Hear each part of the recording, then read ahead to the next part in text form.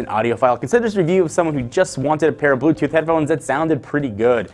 If you've got impressions or thoughts about Beats headphones and you already know what you're going to think before you watch this review, then don't bother. Watch this if you're looking for a genuine, honest impression, you're looking for maybe pick up a pair of Bluetooth headphones, or you're curious what the marketplace looks like. All right, let's go ahead and get started. First, these look exactly like the Solo 2s we've got right here, save for a micro USB cord and power button on the bottom, and some hidden buttons that you can't really see over the left ear cup. Design-wise, they are absolutely identical. The ear cups are extremely cushy and very comfortable.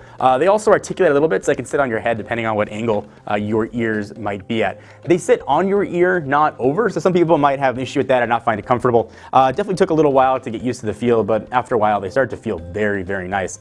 You can adjust the size whether you got a big head or a little head.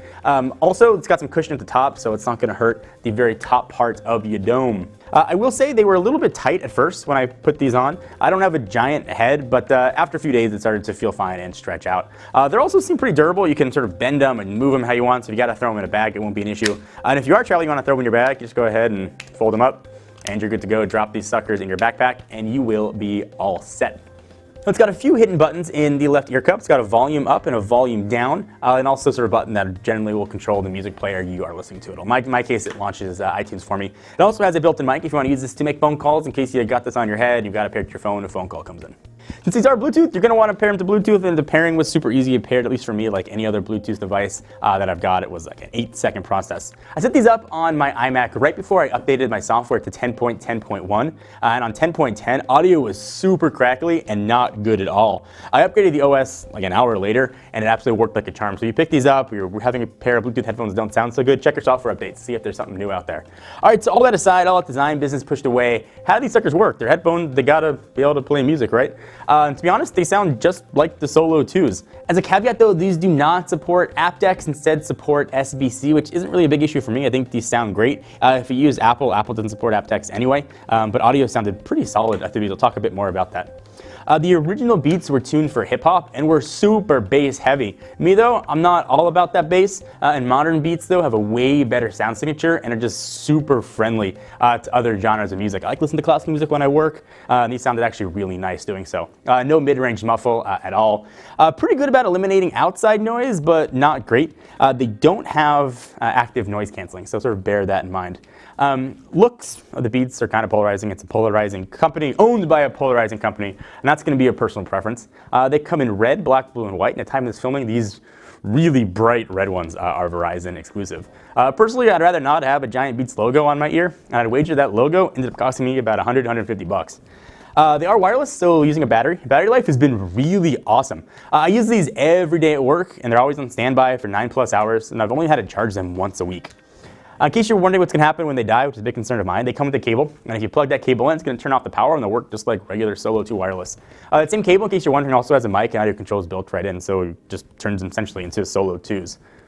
So as I mentioned, these weren't overly comfortable to wear at first. I don't have a giant head. They felt kind of tight, but after about 3 days or so, they stretched out and now feel great, even with glasses on. That was a question a lot of people asked when we did the unboxing. I usually wear glasses, and this was not an issue with those on. So if you have a hard time seeing like me and you want to have headphones, you're not going to have a problem with these. So I really like these headphones, and I get that the Beats name is polarizing here. The big issue for me is the price premium that comes along with it.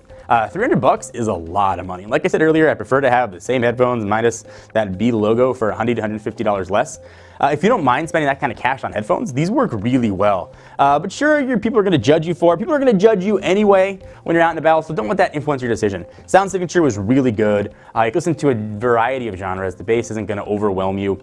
You can hear a little bit of outside noise, but you might want that if you're commuting and you want to be able to hear people around you faintly. It just felt nice on the head. Audio was good. Battery life was solid. I like that if the battery dies if I'm on a long flight, for example, that I can just plug them in.